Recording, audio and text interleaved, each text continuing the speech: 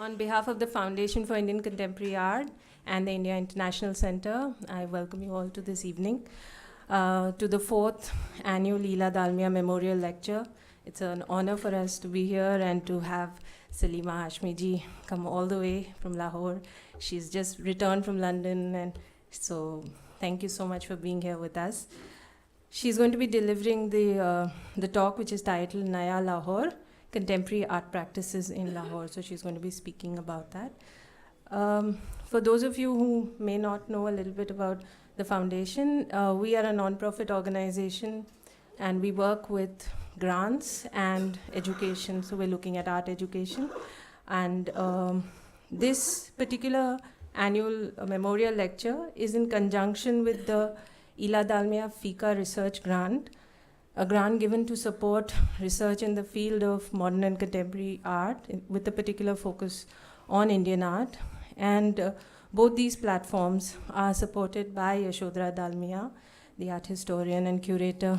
And we are very grateful to her for this long-standing collaboration over the last 4 years and providing these avenues for both researchers and scholars to produce and disseminate their work. For this particular year, the research grant has been awarded to Christine Michael for her research into the critical identity of ceramics in 19th century colonial India. And she's here, and the grant will support her PhD work, which she's currently pursuing at the School of Arts and Aesthetics in JNU. Her research will also be taking her to Lahore, so it's quite fortuitous that we have both Salima ji and her here together. So for the talk today, Professor Hashmi is going to bring the city of Lahore to us, and which he writes in the blurb that we've circulated. The city has been a source of inspiration for many artists, poets, and writers, and sometimes they've had to pay dearly for this passion. But the particular talk also looks at recent times and examines contemporary art practices which have blossomed in the city in the last 3 decades.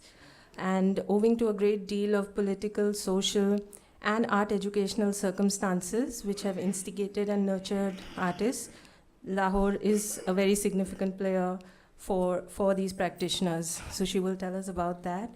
I invite Yashodhara to speak a little bit about Ila Dalmia and just to start off and also to introduce Salima ji.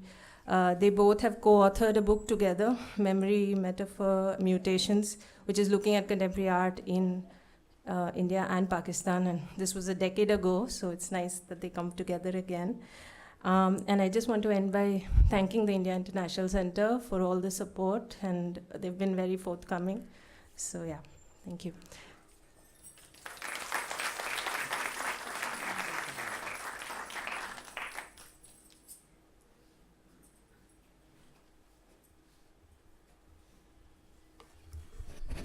Excellency, Minister Councillor, Professor Hashmi, and friends, it's a great pleasure to have you here for the Ila Dalmia Memorial Lecture, which is being delivered by Salima Hashmi. Ila, my sister, died prematurely some years ago. I owe her a great deal for my shaping of my sensibilities in art, as well as for her love and support. Ila was a passionate writer in English and Hindi, poetry and prose. She wrote vociferously. Her home was a hub for artists and writers, and she supported many young creative people in their work. Somewhere up there today, she would be very happy at the activities of FICA and Vidya and her support, and young artists and writers coming up. So I'm glad that I was able to do it along with FICA. Salima. I've known Salima a long time. We've done many Indo-Pak projects together. Some of them sometimes across the seven seas, though Lahore is closer to Delhi than Mumbai, but we've managed it. And she is an artist, a curator, an art historian, and also, last but not least, the daughter of the iconic poet Faiz Ahmad Faiz.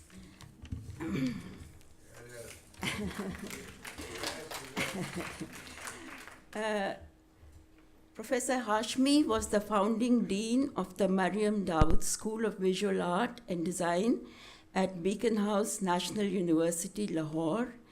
She was a professor of fine art at National College of Art, Lahore, formerly the Mayo School of Arts, and was also principal of the college. Apart from several commissions and shows she's had all over the world, she is also a council member of the Human Rights Commission of Pakistan.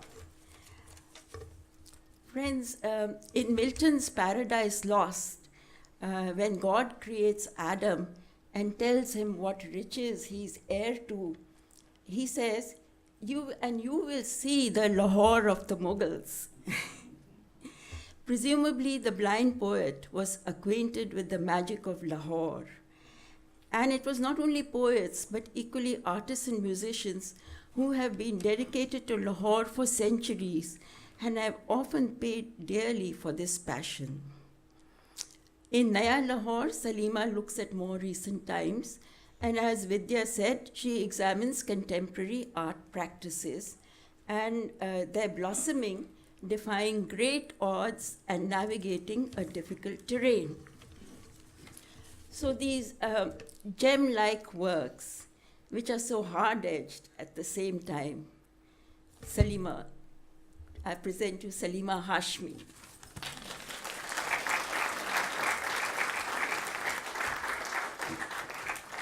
Assalamu alaikum, ladies and gentlemen. Good evening. I'm quite intimidated and more than flattered that the citizens of Delhi would all turn out to be here.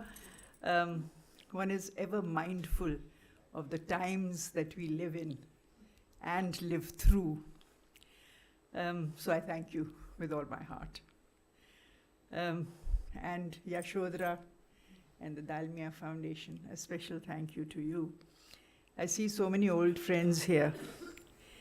And if I may, I'd also like to acknowledge the presence of another old friend, Suhail Mahmood and his wife Mehwish, who just happened to be, just happens to be the new Pakistan High Commissioner. And Suhail, I hope, like myself and my father before me, you too will make many friends and influence people, perhaps.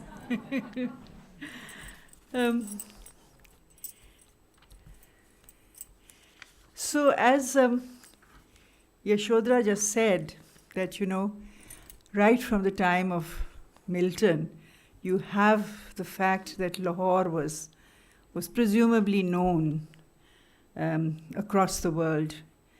And she's also mentioned that those who are dedicated to Lahore, whether they be artists or poets or musicians, they sometimes have to pay for this dedication. Masood Saad Salman, who lived from 1046 to 1121, was Lahore's first documented poet, and he was incarcerated in the fort. And he called out from the fort, "O Lahore, how do you fare without me? How are you illuminated without your bright sun?"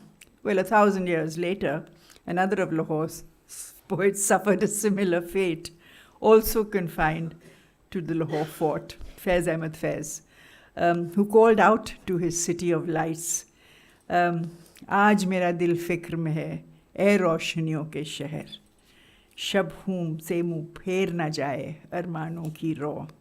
With the tide of hope, too may lose its heart and shrink away.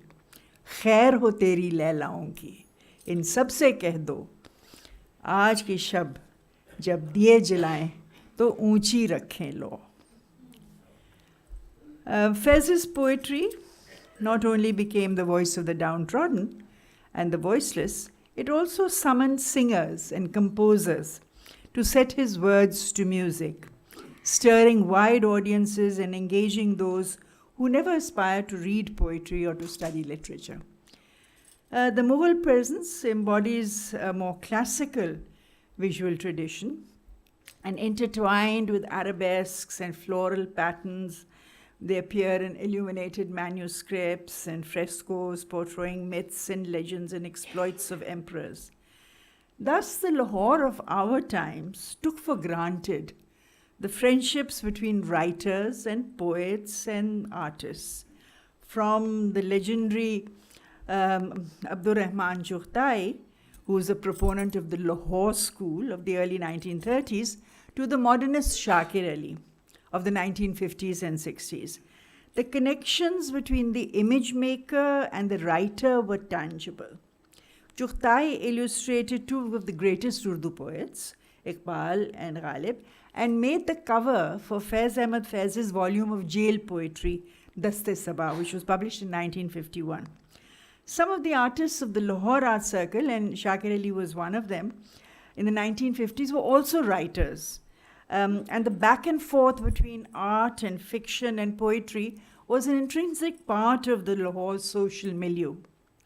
But this aspect is only a fragment of Lahore's many histories, lying in the pathway of the subcontinent's many invaders. Lahore has witnessed invasions, conquests, pillaging, conflicts, deep fractures. Afghans, Mughals, Sikhs, British, they all left their mark, often violent and long-lasting. The partitioning of the subcontinent at the time of independence from the British tore apart the fabric of the city. And Saadat Hasan Manto dwelt on this madness in his short stories as the city turned upon itself in its darkest hours. His stories etch the pain so deeply that it can be recalled today and for all times to come. Arriving in Lahore as a small child in 1947, yours truly, I was acutely aware of a great movement of human beings, of darkness and suffering beyond comprehension. And Faiz's lines from Freedom's Dawn, Ye daag daag ujala, ye shab gazida sahar, ye boso sahar, etc., etc., etc. It was obvious that this was not the long-awaited morn, and we still need to carry on. But Lahore withstood that exodus, as many others in the past. And so today, there are the shopping malls, and there is the lively Lahore. And in these 67 years, Lahore has been both vulnerable and triumphant. And artists and poets have probed and mediated its vulnerabilities, its fractures, and its determination to survive its turbulences. Thus, the artist-poet becomes the documenter and the commentator. But there were still other times. Those who know Lahore know that there's no stranger to irrepressible poets and saints. Pir Zaki, who was buried outside the gates of the old city, defended the city against the Mughals, and they say his body was cut into two, and the head flew on one side and the body the other side. The torso went on fighting. The head and the body are buried separately in Yaki Darwaza in Lahore. And if you go there to pray, you have to pray in both places. Those who know Lahore can well believe this fierce and implacable spirit. This stubborn resilience is what still informs Lahore and its creative voices today. So, the National College of Arts, where I had the honor to serve for 30 years, was embattled and targeted during the 11-year regime of General Ziaul Haq. It struggled to protect its students from the onslaught of political oppression by closing ranks and negotiating survival strategies with diligence. At NCA, the students absorbed the political realities and they sense the precious nature of academic freedoms, but also the unavoidable compromises. We witness the tumult in the streets and the viciousness of the regime, the brutality of floggings and imprisonment and torture. Silenced Lahore's populace up to a point, but the images found their way into art in layered, nuanced, and oblique ways. The poet's response was more direct.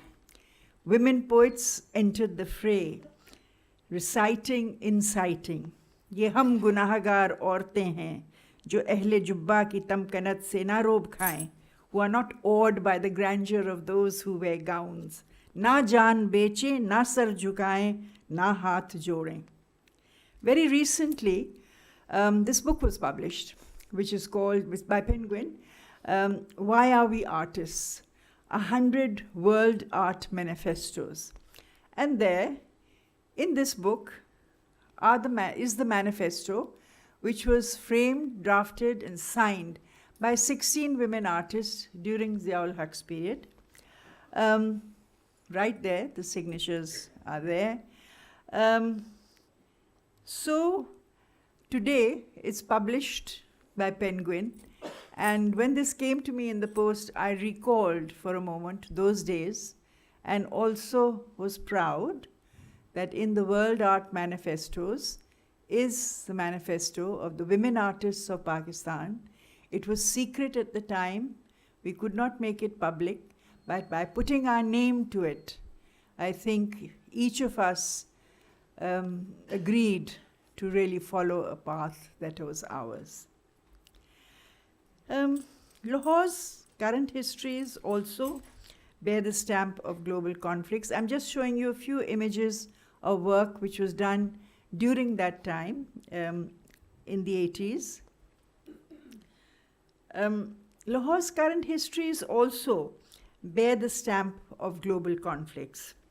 The shifting of power bases to the northwest and east of the country, suddenly thrust into becoming a conduit for drugs and arms in the Soviet-Afghan war, it has continued to be tossed around in the aftermath of 9/11. Today, the heart of the old city of Lahore, you'd be surprised to know, is taken over by Afghan labor, and Pashto is more often heard in its streets than Lahori Punjabi. It is a new kind of invasion, barely recorded and barely realized. But the art that's happening right now takes note of all this. The shrine of Data Ganj Baksh was attacked by sectarian terrorists on the 1st of July 2010.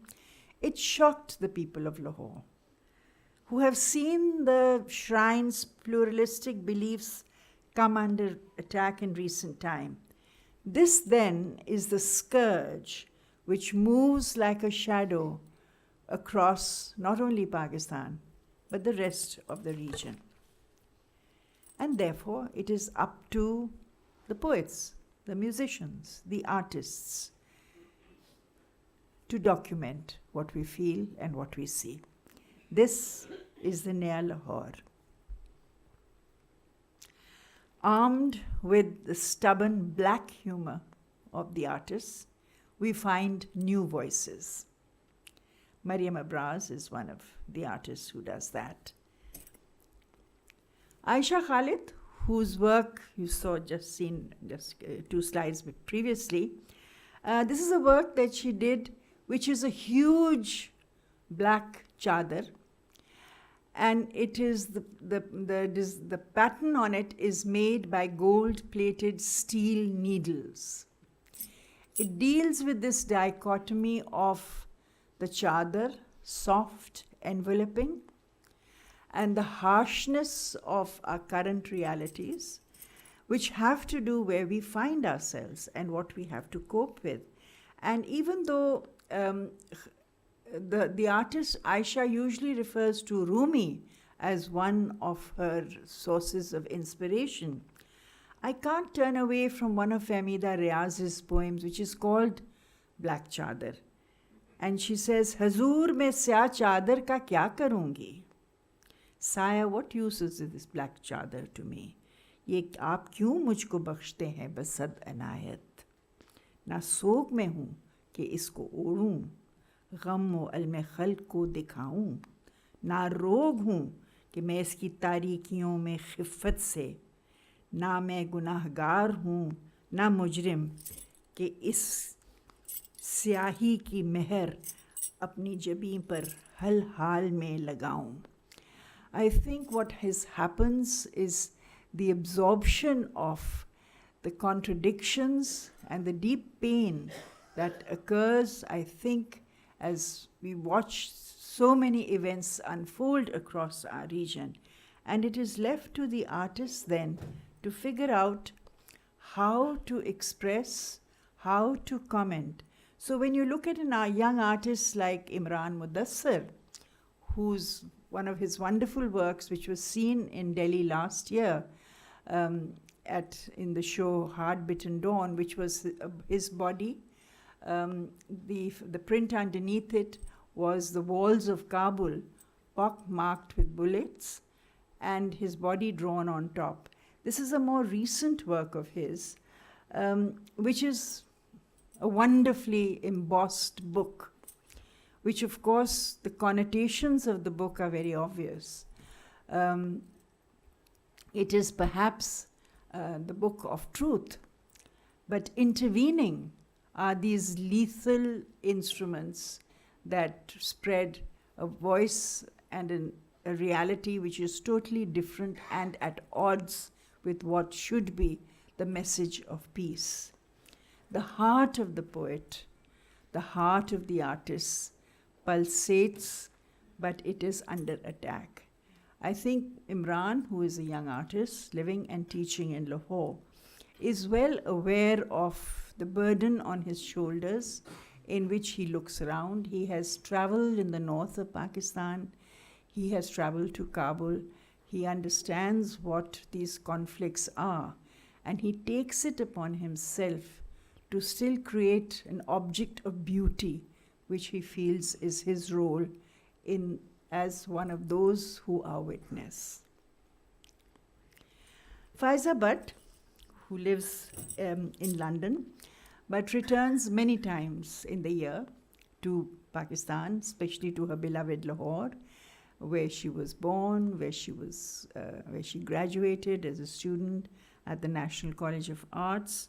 And this work, which is called I Will Be Safe in My Own Mind, is of that moment of combustion, where the suicide bomber, lets go.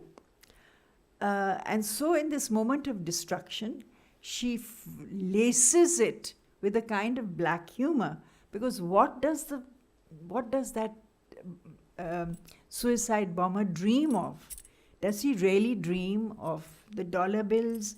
Does he dream of the goodies he will find in the next world? Will it be full of those material goods that escape him in his life today?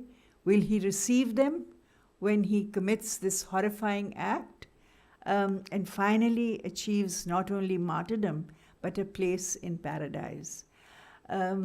With this rather malicious,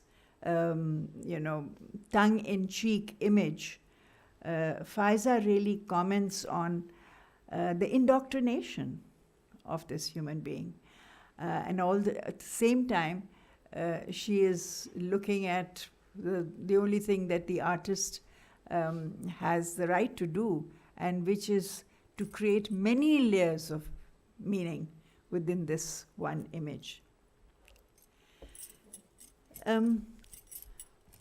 A work which is called My Love Plays in Heavenly Ways. This is a work from a show that I curated with her and other artists earlier this year at Art Dubai. The show was called Sleepless Constellations, and again it was from a line by Faiz, just a phrase, which is Bekhab Sitare. And it is a time when even the planets are sleepless, I think they view what we are doing with the earth on which we live, on which we will not refrain from destruction.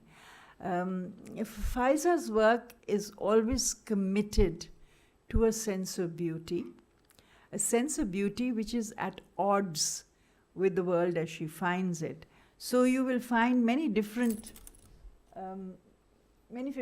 elements in this particular tapestry of color and movement.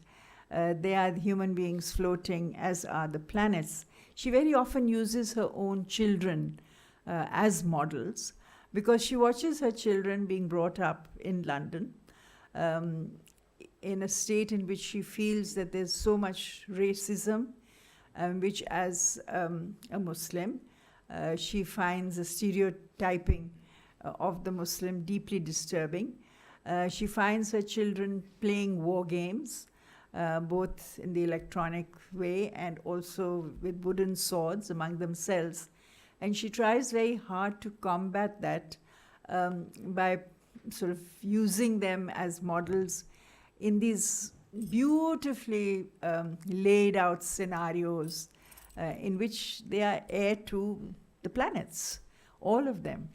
And one is reminded of so many places in which the call for peace is something in which this vision does remain in line. And she's recently taken to doing ceramics because she finds that the porcelain somehow is a thing that is precious and further underlines her message, which continues to be about materialism, material objects.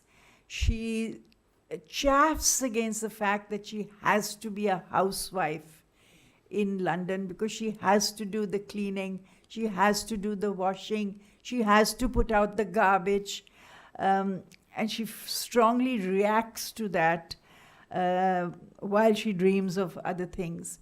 Recently, she has looked at the theme of refugees.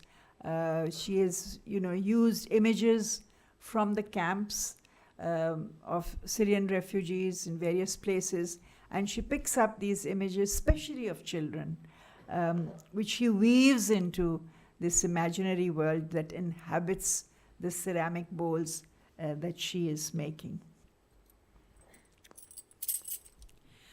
Huma Mujli, who taught at Beacon House National University since its very beginning. She was part, and I know that many of you will be familiar with this image because it really took off, when it was shown at Art Dubai in 2008, because it had the distinction of being removed from the exhibition by orders from the palace. It was after the opening. It created, this was, the exhibition that I curated, it was called Desperately Seeking Paradise. And of course, it was with reference to Ziauddin Sardar's very witty book, and I took permission from the writer for using the title. There was this taxidermied camel, which was fitted into an enormous suitcase. Huma was playing with the idea of the immigrant migrant worker who goes to Dubai to make good, to send money back, to fill suitcases of goodies and bring them home to the villages near Mirpur and Jhelum and Gujarat. And then the idea of the camel being the vehicle which serves to take him there, bring him back, and sort of imaginary play of that. And the stuffing of this animal, the taxidermist was, had to do it. We were looking for an animal and, of course, did not want to slaughter one. It just so happened that Eid al-Zuha came along at the right time. So Huma was able to procure the carcass, and we all had a great time while it was being stuffed, and we were deciding on what kind of mascara the eyelashes of the camel, who came to be called Layla, should be. And a gorgeous camel it was. It was bought by Saatchi for a show which traveled Britain later.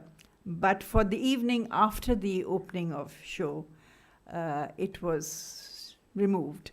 I had a little argument with the messenger, and I tried to convince him that this was, I think, an important work of contemporary art. But he was adamant, and he said, no, the camel is part of our culture. So I told him, this is a Baloch camel. But he was unmoved. And therefore, Layla was taken away and put into storage until Charles Saatchi came to call and took Layla away. Huma's Heavenly Heights and High Rise, the one that is in the gallery, that is a work which was part of a show that I curated for the Asia Society in New York, which was called Hanging Fire. And this sadly was not a Punjabi buffalo, because the New York customs would not allow even a dead, well-taxidermied buffalo to enter the pristine environs of the United States of America. So in fact, the Asia Society had to pay a big fat amount of money to have a local buffalo.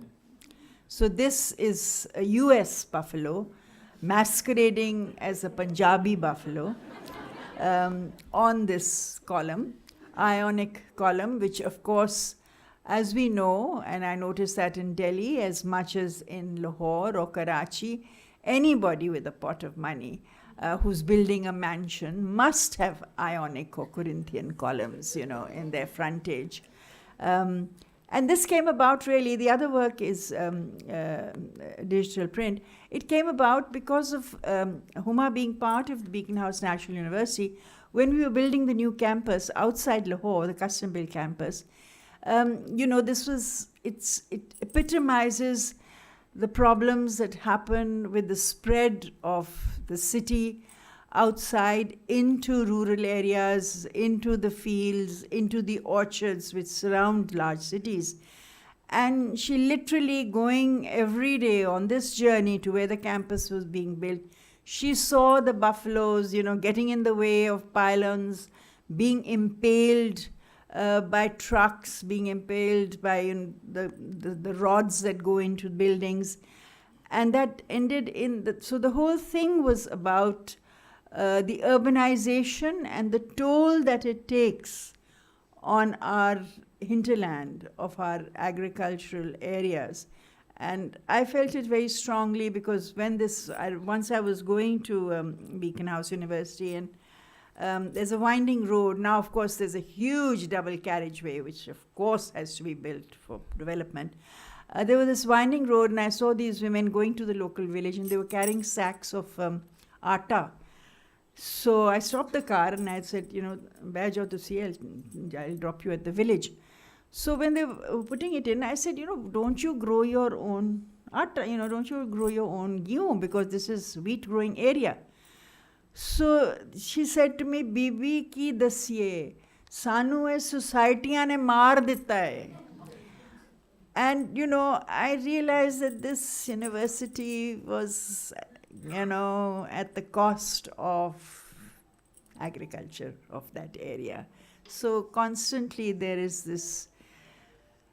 a sense of responsibility and also of sadness for the artists who are, after all, bearing witness and somehow expressing what they see. As in this work by Huma Mujli called Lost and Found. It refers to the disappeared. The thinking about the disappeared is not an unknown phenomena to any one of us across our region and across, in fact, places in the world. These bodies, these nameless bodies, which turn up in unexpected, nameless highways, thought to be a threat to state power, and then remain only as a reminder of its brutality. I don't want to comment further because when this work was shown in Guangzhou Biennale, it was also at the Dhaka Arts Summit last year. And it spoke across countries, it spoke across generations. It was very apparent that Huma Mujli is not necessarily an artist from Pakistan. She's an artist of the world. Ali Kazim is a very young artist who's and doing extremely well. He just won in the Karachi Biennale. He was just given the Young Artist Award. This is a work that he did actually in my gallery. It's an untitled installation made out of hair. And it sort of swung in the air, in the space in the gallery. And as you stood under it, it seemed to float with no apparent source of support. It's a very wonderful, very magical, very imaginative work.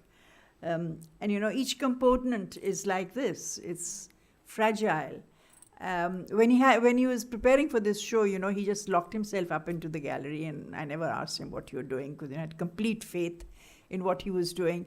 I remember when he came for admission at National College of Arts, he came from a small town. His father was a drawing master. He had absolutely no means of supporting himself.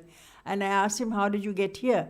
And he said, I work as a compounder in the TB hospital in the evening, and I earn enough money in the morning and I work with a sign painter during the day. And somebody told me about National College of Arts, so I've decided I want to come here and I want to study. Well, no doubt he became a star pupil, eventually was able to finance his own studies to the Slade School of Fine Art. He teaches now at the National College of Arts, a thinking young artist. Ali Raza is this work he did actually while he was in the US, but in constant touch with Lahore, with the movements. This is a show, he was part of the show Hanging Fire at Asia Society. This is work which says, no two burns are the same. Many of you may have seen this image because it is in the catalogue of the exhibition. It's taken from a press photograph during the lawyers' movement in Lahore. And he just saw that image and it kind of stayed with him. And as he said, on the 4th of July, we were having a cookout, in their house, in their lawn in the US. And he said, I was using bits of magazines to start the stove. And I saw the burning of these colored photographs from the magazine. And as they flew around, I suddenly thought, I can do something with this. So he said, I collected all those fragments and I started working with them. And that was a collage which eventually became No Two Burns Are the Same. This is slight insight for people as to the process of the artist's working, how seemingly accidental happenings can be conjured up that moment to fit or to lace up or to become something beyond the sum of the parts. Imran Qureshi's work is now very well known internationally. He started out as a miniature painter, very meticulous in the way that he was trained and the way that he started his practice. And then the practice, the constraints of the illuminated page they spilt out. And recently he's been working as an installation artist in Pakistan and internationally. He's just completed a huge set of paintings for the new airport in Islamabad.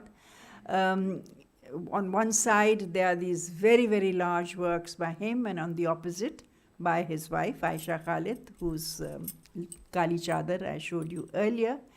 This is the stuff of artists who use inspiration from events that happen within Pakistan, coupled together with the meticulous training, academic training that they receive in their alma mater, but which then releases them to really comment on other things. This very often Imran uses phrases from poetry. In this case, Faiz Do Ishq. This is a work on in Paris called Two Loves. And this particular installation, which he first did in Lahore at the National College of Arts, are these crumpled bits of paper which are splattered with red. The instigation originally was a terrible event of a lynching of two brothers who were thought to be robbers, and they were lynched by a mob.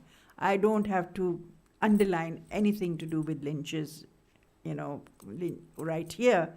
But then Imran has used it in different ways in different parts of the world. The title of these works he keeps the same, and they still seek the traces of blood. Kahin nahi, kahin bhi nahi hai lahu ka surag. Malani has used the same poem by Faiz for a very different series of works. It is about the violence which can be perpetrated by the state or by society on the vulnerable and the voiceless. And the artist is there working. They are looking for the traces of blood, and they cannot find any, not a mark on the hand of the killer, nor one on the sleeve, the blade of the dagger untainted and pristine the point of the lance, ne'er a blot upon the earth, nor a stain on the wall. And still they seek the traces of blood, and they cannot find any. Kahin nahi, kahin bhi nahi hai lahu ka surag. Na dasto nakhne qatil, na asti pe nishan, na surkhiye labe khanjar, na range noke sana, na khak pe koi dhabba, na baam pe koi daag. Kahin nahi, kahin bhi nahi hai lahu ka surag.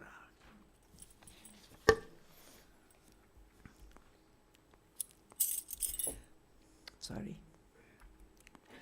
Hey, but why worry? There's life in the streets of Lahore, and there's shopping, and there are the lights, and these are the shops on MM Alam Road, and great fun is to be had, and the artists celebrate. Sabah Khan's fountain with building, she celebrates the great frontages of the nouveau riche and the bourgeoisie. We all know about these fantasies that are there in our architecture, in our contemporary architecture. And embracing the fountains, the Versailles. Okay. Yes. So there they are, the large fountains to the front and to the back, in multiple materials, with diamantes, with velvet stitched into the canvas, enjoying material and medium and celebrating while we celebrate with great joy the youth. And then there are people like Varda Shabir, delicate, beautiful fantasies. This is called Skyscape. Her work was seen last year at the Threshold Gallery in Delhi. She's a person who is schooled thoroughly in the miniature tradition, but she's a person who is no longer constrained. She is right now embracing installations. She is looking at performance as an extension of her practice. I think what I'm trying to point out here is the fact that the artists are thoroughly grounded in the discipline, but they use the discipline as something to take off from. And while it may be the fantasies that are there in Varda's work, in which there's very deep study of not only of flora and fauna, but the stories that they can lend themselves to. And you also have then people like Salman Toor, who's looking at the high life, the theme weddings, the Halloween parties. And Lahore was always like that. It has the ability to have many lives at the same time, and the artist who tongue-in-cheek has the license, really, to let us in on his view of what he sees. Salman lives part of the year in New York and part of the year in Lahore. As he says, my inspiration is entirely Lahore. He is an artist who went to, as a young man, went to Aitchison College, a very well endowed, very upper class institution, which perhaps gave him an insider's view into what he sees is the life of the elite, the life of those who have material goods, but he does have that jaundiced eye with which he takes it apart. He takes his scalpel to it with great pleasure. Lahore, a melting pot, always. I mean, it's terribly cliche, but there you are. And it has a large heart. And it welcomes people from all over the country, but in recent times, it has especially been home to a large number of artists who come from Balochistan. And they are very often from the Hazara community. They make their way there. They are not people who are financially very well endowed. This young man, Yasir Waqas, his father was actually working as an airman, and he was, trained to be an engineer, and wanted his son to be the same, which was, he thought, a very, very important aspiration to have. It would be a steady job. And in fact, that's what the son did. Yasir Waqas, trained as an airman. He learned how to handle engines, how to repair them. And then he ran away. And he came to Lahore, and he gave the test, and he was selected, and he came to study miniature painting at NCA. And this was a recent exhibition that he did, in which he uses the insides of the turbine. And that is these exquisite drawings that are there on these sheets which come together and move if you want. They're in the shape of mandalas, of eagles. He calls it in the fabric of lost fibers. A person who is utterly dedicated to what he is doing. He's trying to make his living through painting entirely. Is now probably going to take up a school job. Lahore is like that. It's also like that. We love our squares, open spaces, and we have this wonderful tradition of putting bombers and tanks, and it's good. We have work for them to do after they are no longer in service. And this is in the China Chowk in Lahore, which is the racecourse chowk, where we had this noble machine. Until Aisha Jatoi, who is actually, she's trained as a miniature artist, and very meticulously she works on installations. So this work was part of a project which was called the 13 Satellites Project, in which artists from Germany, who couldn't come at that point because of the usual, security nonsense, and artists from Lahore, they came together to work on public spaces. And Aisha decided to wash her red-colored laundry and to hang it out to dry. And very nice it looked too, until the policeman came and, asked her what she was doing. And she said, I'm hanging out my laundry to dry.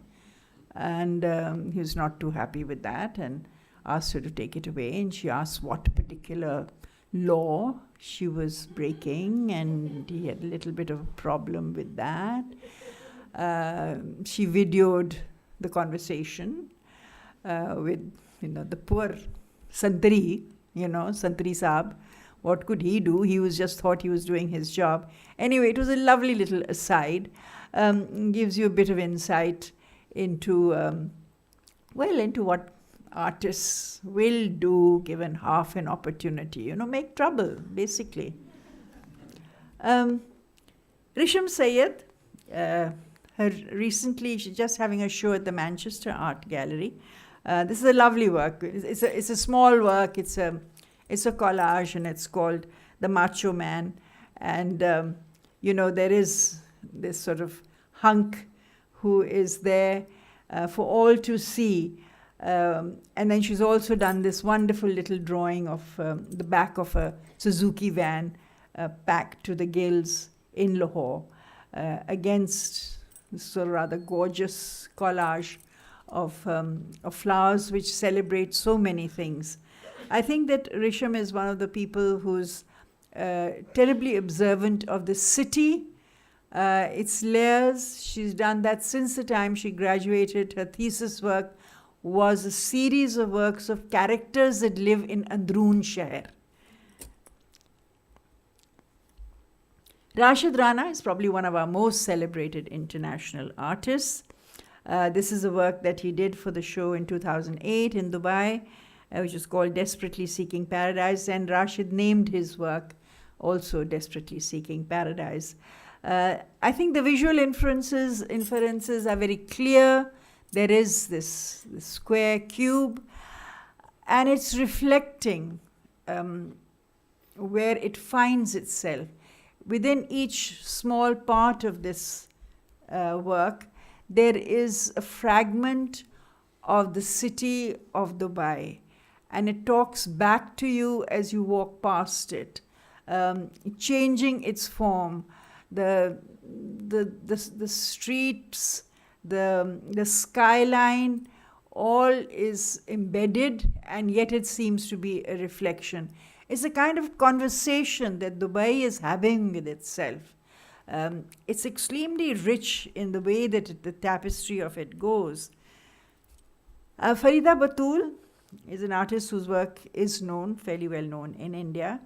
This is a walk that she did along the city of Lahore, the walled city of Lahore on the outside. And the work is called Ek Sheher Jo Udas Hai. Farida is a great walker, and she has done some wonderful works which are to do with just her walking in the streets of Lahore.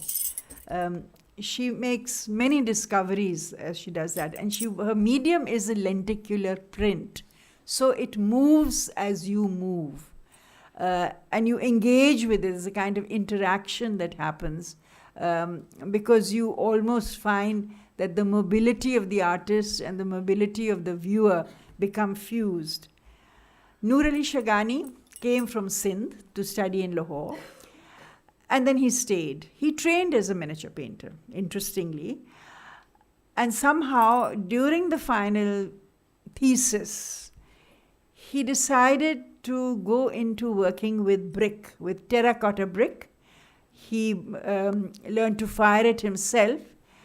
Of course, the obvious cliche would be say, okay, so you're from Sindh, so that is Mohenjo-daro, that's the Indus Valley, so that is where the inspiration comes from. The brick. But it's not quite as simple as that, I think. I think that's just one way to read the work. The delicacy of the component and the way that the brick behaves as though it is fabric, the way that the brick reveals that the enormous possibilities, not just in the fact that it has proved its longevity, it has been there for 4,000 years, but the fact that it can speak in many ways.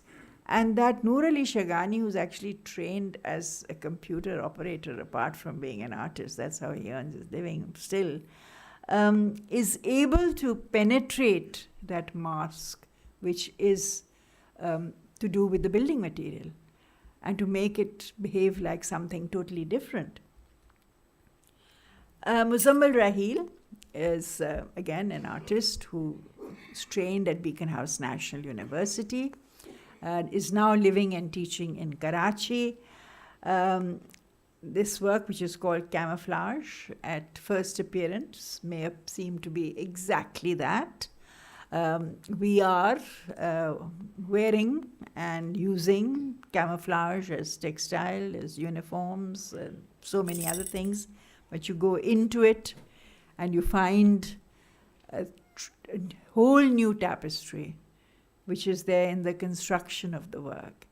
It's not a readable text, but it reminds you of the sheer beauty and the lyricism that lives in the use of that gesture which comes out of the calligraphic tradition. So this was Lahore, you know. Where did it all go? I don't really know where it went. My puppy used to tell me that when she was a young girl, all the donjois of Lahore used to dress up and they used to go to the railway station. And they used to greet every train that came in. And so all the damsels who were traveling would look out and see all the good-looking guys in Lahore standing there waiting for the train to arrive at the platform. So I was quite intrigued, when she told me this story. And I said, well, and then what? She said, nothing. They would strut around and they would wave when the train left, they would all wave. So I mean, Zinda Dilane Lahore.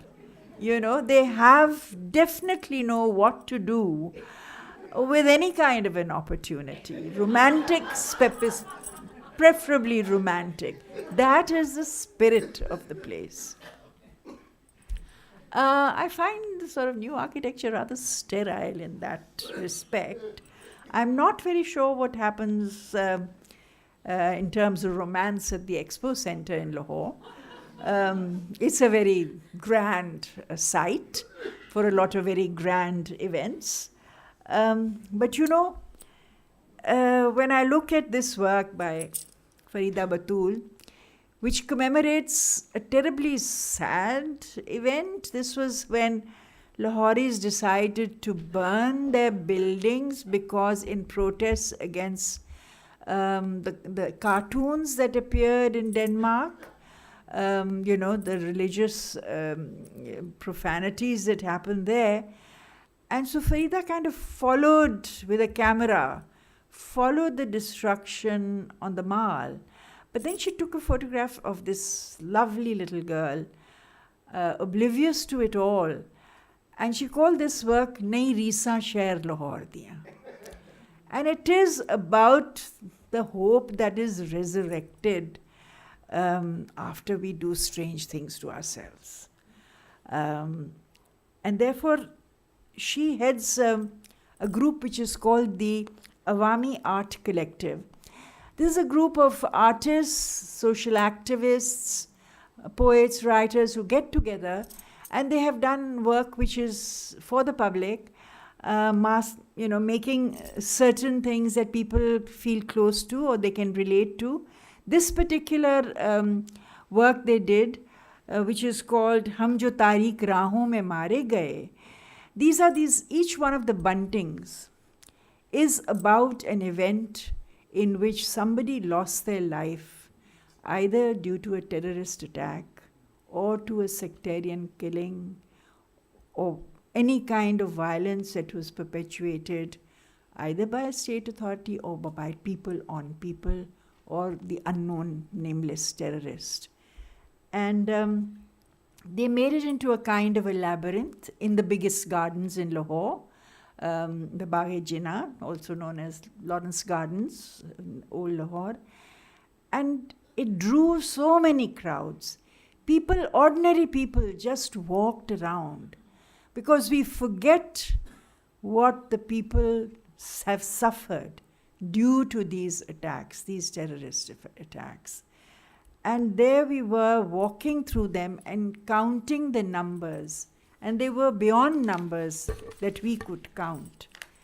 So the erosion of stability in present-day Pakistan is countered and it's contradicted by the ageless, almost indestructible quality of text, object, and image in the work of artists, poets, musicians.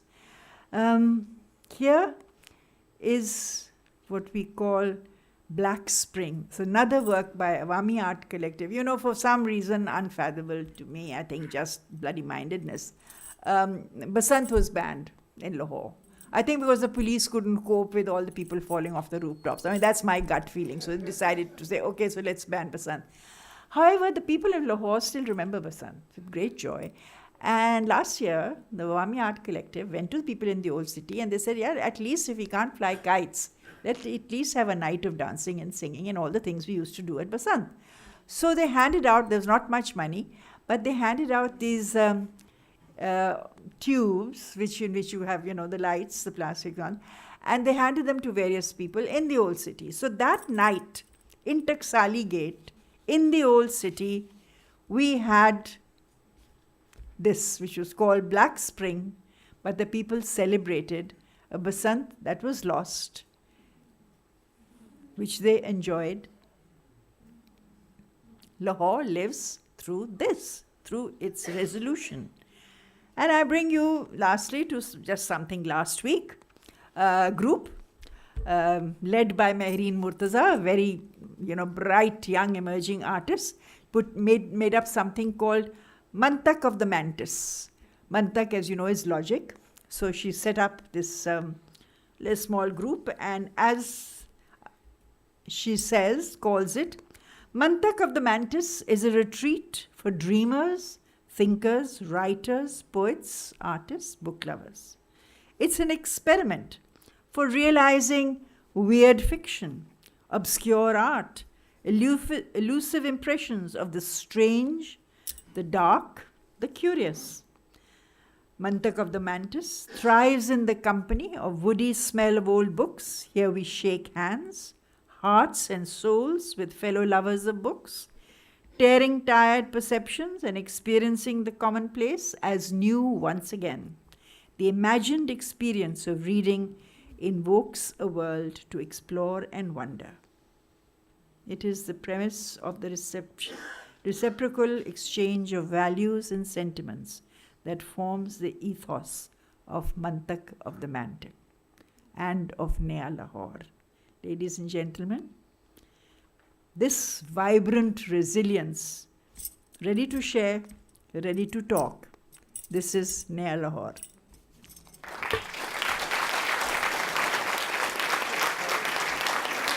And if you will indulge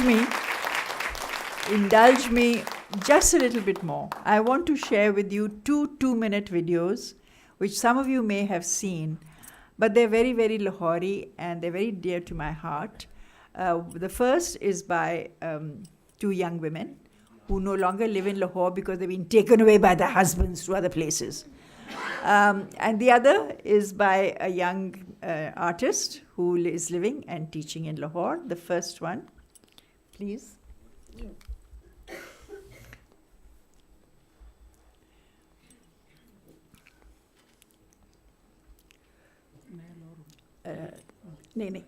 White as Snow. The first one is called White as Snow.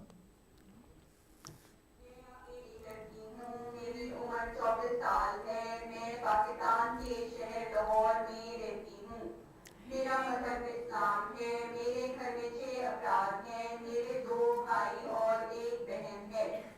मैं BA पास हूँ, मुझे किताबें पढ़ने का बहुत शौक है, मैं बहुत अच्छी तस्वीरें बनाती हूँ।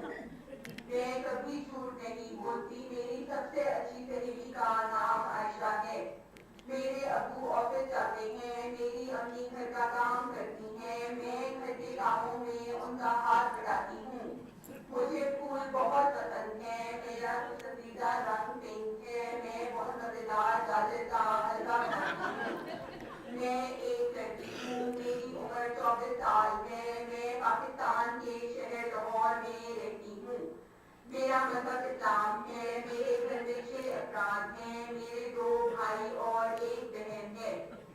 मैं बीए पास हूँ, मुझे किताबें पढ़ने का बहुत शौक है, मैं बहुत अच्छी तस्वीरें बनाती हूँ, मैं कभी झूठ नहीं बोलती, मेरी सबसे अच्छी सहेली का नाम आयशा है, मेरे अब्बू ऑफिस जाते हैं, मेरी अम्मी घर का काम करती हैं, मैं घर के कामों में उनका हाथ बटाती हूँ, मुझे फूल बहुत पसंद है, मेरा पसंदीदा रंग पिंक है, मैं बहुत मजेदार गाजर का हलवा बनाती हूँ, मैं एक लड़की हूँ, मेरी उम्र 24 साल है, मैं पाकिस्तान के शहर लाहौर में रहती हूँ, मेरा मजहब इस्लाम है, मेरे घर में 6 अफराद हैं, मेरे 2 भाई और 1 बहन है, मैं बीए पास हूँ, मुझे किताबें पढ़ने का बहुत शौक है, मैं बहुत अच्छी तस्वीरें बनाती हूँ, मैं कभी झूठ नहीं बोलती, मेरी सबसे अच्छी सहेली का नाम आयशा है, मेरे अब्बू ऑफिस जाते हैं, मेरी अम्मी घर का काम करती हैं, मैं घर के कामों में उनका हाथ बढ़ाती हूँ,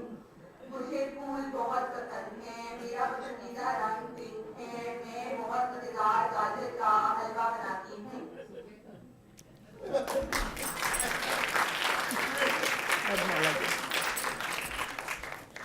And then Maula Jat, which was a blockbuster during the 80s in Zia's time. It has the voice of Madam Noor Jahan, the incomparable. And it is about the battle of the sexes, and I suppose, then guess who wins?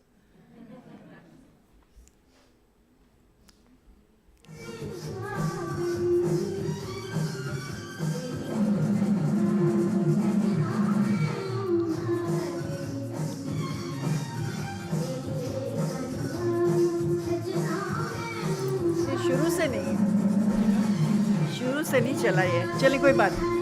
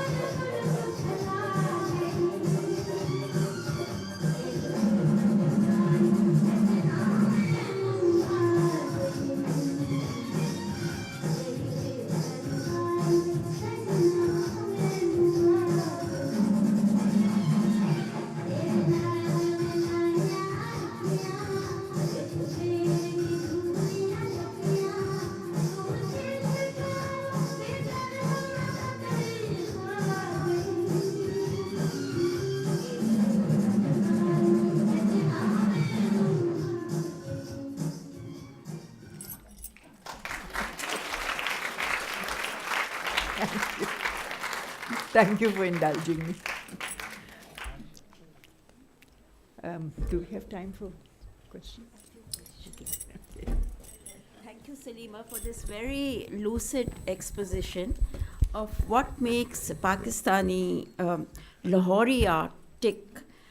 As we watch it, admiringly from a distance, watch it blossom, the thought that came to my mind was something you said a couple of years ago at a talk. You said that, a lot of artists in Pakistan, particularly in Lahore, actually go back, despite their busy schedules, go back to, art colleges and teach students. Now, artists teaching students perhaps brings about an inner integrity. I think that is something that people remark upon, that the best known artists in Pakistan are almost inevitably teaching. And this is not usual. It's not usual anywhere in the world, actually. I think that there is, it's quite difficult to explain, but I feel that this is what has sustained an unbroken line of being socially responsible. I think that in the years which have been difficult, and I'm sure people here will understand, and perhaps feel closer to us as a result of that. The academy closes ranks and protects those who are within it. And therefore, we found that artists who were nurturing the young, especially, say, for example, in the 11 years of Zia's time, they were able to carry on what they had in heritage, which was a sense of academic freedom, artistic freedom, negotiating at every step how to keep it intact, bracing themselves for problems. I mean, to give you an example, I was teaching a drawing class, and suddenly there was this group which came from across the road and just came into the classroom, and it was a life drawing class, and there was this sort of Pelwan sitting with his langot, and so they sort of stormed in, and so I had put on my biggest smile, and I said, "Assalamu alaikum, kaise aana hua?" So it was a Jamiyat group from across, and I said, "Aaye dekhe." Nahi, they were sort of, "Madam, ye aapne Islamize kaise kiya apna curriculum?"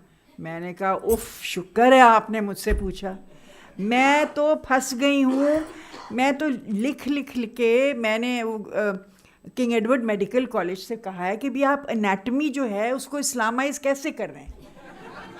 तो मैं तो सरकारी नौकर हूँ, मेरे तो syllabus में है लाइफ ड्राइंग, मुझे तो एनाटमी सिखानी है, तो आप मुझे प्लीज, मैंने कहा मेरे ख़त का जवाब ही नहीं देते, तो मैं तो बड़ी दंग हूँ, तो बड़ा अच्छा किया आप यहाँ आ गए. So they sort of, the chief of them, I still remember his name actually, but I'm not going to say it here, the sort of head of the Jamiyat, sir, he said, वाकई? मैंने कहा आप जाएं ना. He said, जी हम पता करके आपको बिल्कुल बताएंगे. Then he said, लेकिन फिर ये ज़रूरी है. मैंने कहा देखें जी उसमें लिखा है लाइफ ड्राइंग, तो ये करना है, करिकुलम में सिलेबस तो पढ़ाना है. कहते हैं हाँ. नहीं सर आप ऐसे क्यों नहीं करते, आप शाह फैसल की तस्वीर बनवा लें. मैंने कहा शाह फैसल तो मर गए, तो जिंदा बंदा होना चाहिए. He said, अच्छा. Then he changed track because he couldn't quite. He said, आप कैलीग्राफी कराया करें ना. मैंने कहा वाह आपने क्या बात की है, कैलीग्राफी का प्रोजेक्ट दिया हुआ है, गवर्नमेंट को 6 लाख रुपए मांगे, उन्हें धेला नहीं दिया. आप फिक्र ना करें जी, हम जाते हैं ज़ियाउल हक साहब के पास, हम 6 लाख आपको दिलाएंगे calligraphy. I never met him again. The thing is strategize. We learnt it, we survived. So yeah, I think it is terribly important for those who have achieved a level of professional competence, a sense of where their work draws its sort of real deep power from, and then engaging with those who are still struggling with these issues. Because in the teaching studio, what you have is really a sense of questioning that comes from those who are studying. And then as the professional artist tries to find or give voice to possible answers that they themselves are still searching for, I think a sort of middle space is created. And that possibly is where the younger artists and those that are practitioners actually get so many fresh ideas. I think that a lot of ethical questions come up. I think questions to do with the market come up. And so many other temptations which are there.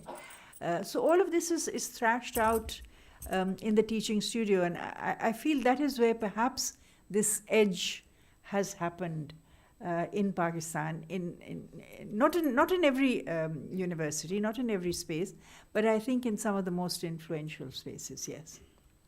Well, we could take a leaf or two from Lahore. And Karachi. Now. We have time for a few questions. Does anyone want to ask anything? I have no question, but I have just some comments to make. Lahore was a wonderful place. Born and brought up in Lahore, 21 years of my life. So I still remember, and I still cherish it, and I have been 4 times there, but I still long to go there. But unfortunately, there's difficult about the visa, difficult about this, difficult that. But once you reach Lahore, you are once again the same person as you were about 50 years ago. Thank you. Let me introduce you to the new High Commissioner and to the Councillor.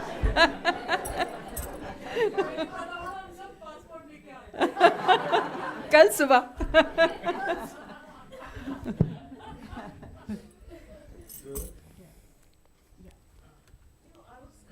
Struck by what you said in passing that most of these students, the works of contemporary Pakistani artists that you showed, they had this exposure to miniature painting, which was very much part of the curriculum. And of course, it almost seemed as if it's a launching ground for most disparate practices. And perhaps I was beginning to think whether that can be seen as a decolonizing strategy, because of course it was heir to earlier colonial baggage and so on. So do you think that it plays a very crucial role? I think it has, but I think we've sort of moved on a lot since then.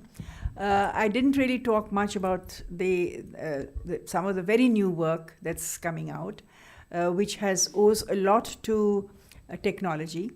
I think, the new buzz is work in video, and there's some wonderful works that are happening in video. Just beginning to go into performance, and there are 1 or 2 artists who are doing very sensitive and delicate works.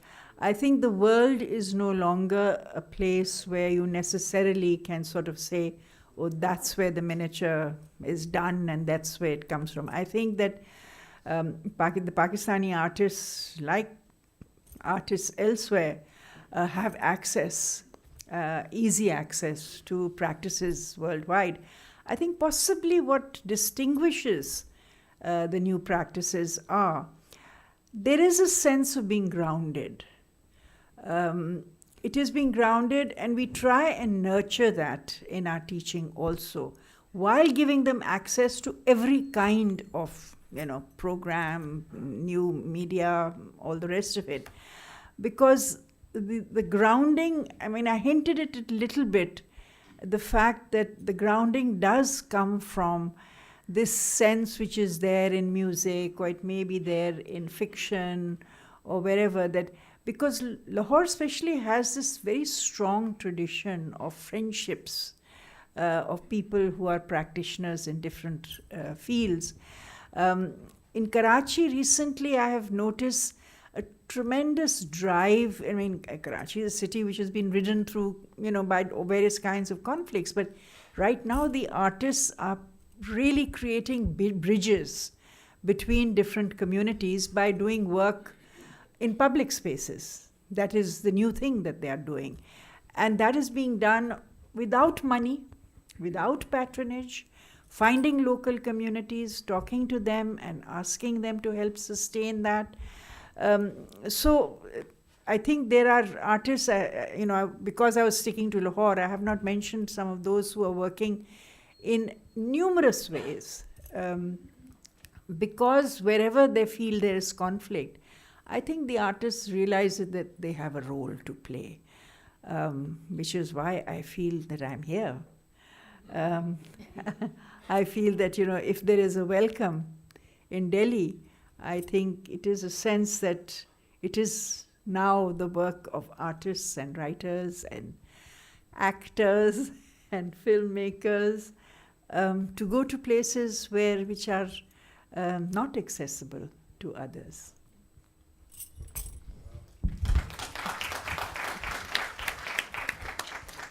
I would like to know about the practice of sculpture.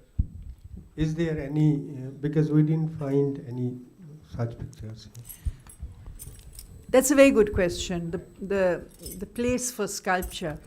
For many years, the work of the sculptor was a tough one. And the passing away last year of Shahid Sajjad, who was one of our sort of great sculptors, perhaps the only sort of great one of his generation, he had a very hard life because patronage was not there. But that's changed. One finds that the artist really, the person who's working in three-dimensionally, is no longer really going looking for patronage. I think they're finding their own ways of making their presence felt, especially in public spaces. And you find that it's made easier because of new media, because the installation and sculpture seem to knit well together, and therefore sculpture is offered, of course, as a specialization both in Karachi and in Lahore. And the fact that, well, at BNU, where I am, we try not to restrict the artist to a particular medium, but tell them that, okay, this is, if you have a concept and this is, you find whichever medium you want to. So Haider Ali Jan, whose sort of video of Maula Jat was there, he actually is one of the people who's worked a lot in the third dimension. He's done sculpture, and very witty sculpture also. He's just one of those people who's got a tremendous sense of satire. Satire generally seems to be very inherent in a lot of work that comes out of Pakistan, and I think that is a tremendously healthy way of commentary. So sculpture, yes, it is happening. Adila Suleiman in Karachi, who works with a full workshop, she's a sculptor primarily, and very strong practice, very strong practice. So, जिसे लाहौर ना देखिया तो जीतिया ही नहीं. Thank you very much, Salima, and thank you all for being here.